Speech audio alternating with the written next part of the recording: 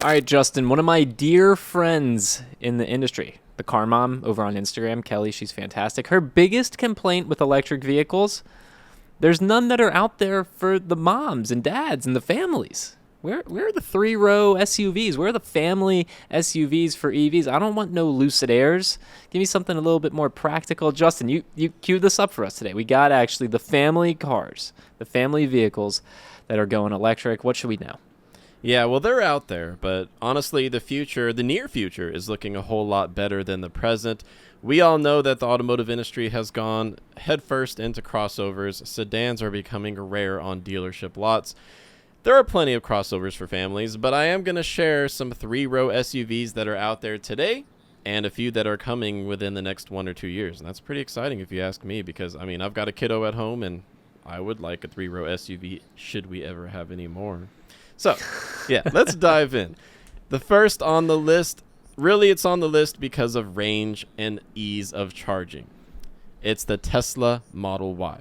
The Tesla Model Y is the #1 selling EV in America, no surprises at all. However, it's quite expensive. Prices have gone up over 20% in the past year and a half, and it now starts at roughly $67,000, including destination delivery fees. And it can run you up closer to $85,000 if you include things like full self-driving. But why do I think it is great for families? Let me tell you. It gets between 300 and 330 miles of range. That's great. Very few EVs out there can beat that.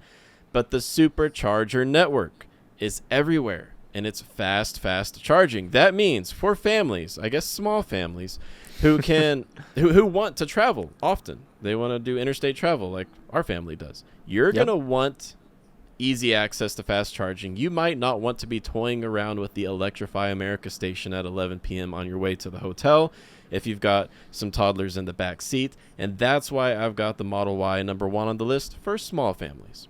Makes sense. Definitely makes sense. That price point is a bit of a tough pill to swallow, especially when you think of where the Model Y started. But okay, we're off to a relatively strong start here. What else do you have on your list? Yeah, and we've got some more affordable options coming your way.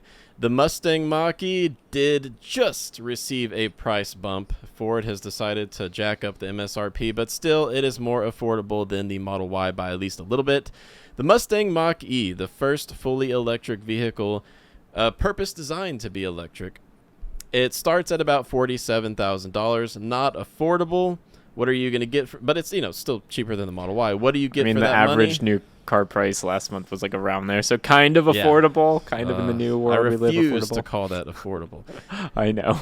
Yeah, range depends on if you go for the extended range battery pack or not, or just the standard pack. It ranges from 211, which is not good at all, to all the way up to 314 miles of range. And for families, I'd recommend getting as much range as you can afford, because you do not want to be stopping every 120 miles and charging for 40 minutes. But it's capable of charging, adding up to 120 miles of range in about 20 minutes. So it's not as fast as the Ioniq 5, the Kia EV6, or the Teslas, but it's still decent. However, passenger volume is solid at 104.5 cubic feet. Cargo volume is about 60 cubic feet if you fold down those back seats. No third row, of course, but I think this is another good option. 3 rows, 3 rows, 3 rows. We want 3 rows. I know the next few still don't have 3 rows, but continue. Yeah, I've got a few more for you. So I own a Hyundai Ioniq 5, and I find it to be the perfect family car for our little family. And I can honestly say the thing that makes it wonderful for families is just how fast it charges. I know I've been saying that time and time again, but it matters, especially if you go on any road trips. If you never leave your house or leave your town, who cares, right? I guess you got to think about future resale value, but still. Yep. The fact that I'm able to add about 200 miles of range in 20 minutes, that completely suits my needs. Most of the time, 80 to 90% of the time, I'm charging at home, so I'm not even worried about that. But when we hit the road, the Ioniq 5 and its sibling, the Kia EV6, they share a platform. They are very fast-charging EVs with decent passenger volume. I'm talking 106 cubic feet. It's a 2-row. It's a crossover that's kind of shaped like a hatchback, so it's sort of strange how they designed that. But with about the same cargo volume as the Model Y and the Mustang Mach E, it's a good choice for families. Yep. I think, again, a certain subset of family, if you've got, more than 3 kids, you're going to have to look for something that's got that third row, the chance, man. I keep hearing them. Keep going. Yes, and I already mentioned the EV6. It's the same electric motor and battery pack as the Ioniq 5 for about the same price point. It just looks different, charges fast. Yep. But there's also the ID4, and then we'll get to your 3-row SUVs. The ID4 is now made in America. That is pretty awesome if you ask me. It's made here in Appalachia, in Chattanooga, Tennessee. It starts at $38,790. That is going to be for the standard range pack, which is going to get you just 208 miles of range. But at a time where more people want EVs and affordability is a major blocker, I think a sub $40,000 EV from Volkswagen with over 200 miles of range, that's actually not bad at all. However, if you're willing to shell out more money, you can get up to 275 miles of range with rear-wheel drive, and that's going to run you closer to 50 grand. Yep. All right. I hear it. I sense it. We are so close. I know you've got an Audi on the list. Just run through the Audi, man, and then let's go. The Audi's also basically a Volkswagen, so I mean, you're going to be looking at maybe 135 miles of range added in 30 minutes of charge time. It's an Audi, so it's more expensive. What else do you need to know? Let's just talk about the 3-row SUVs. Yes, let's get there. And just for those of you who are not familiar, the Q4 and the e-tron, those are the Audi variants. All right, let's dig into those that have 3 rows. See what I did there? Yes, that was clever.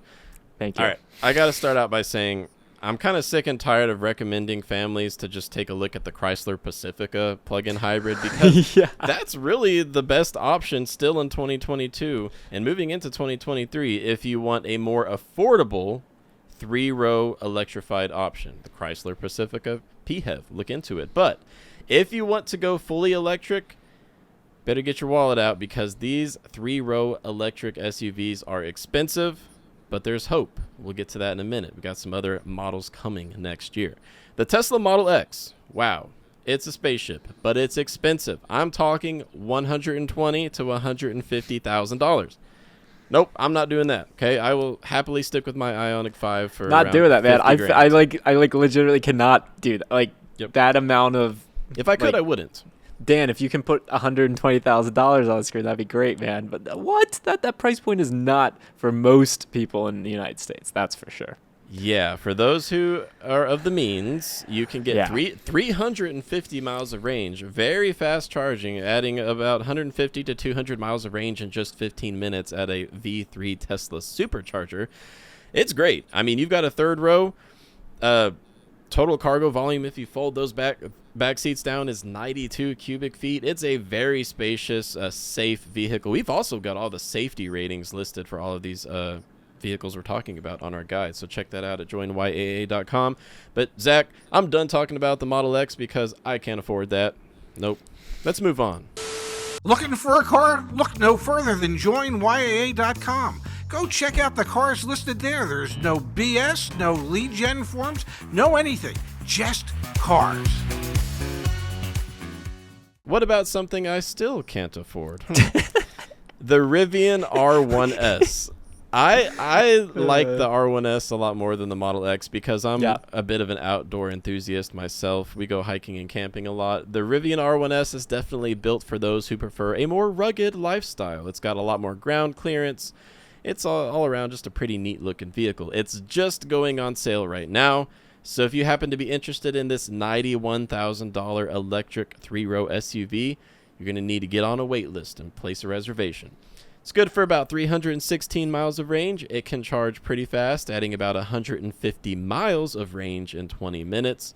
But what matters most here is that it is indeed a 3-row electric SUV with solid ground clearance, and there are not many of those out there right now.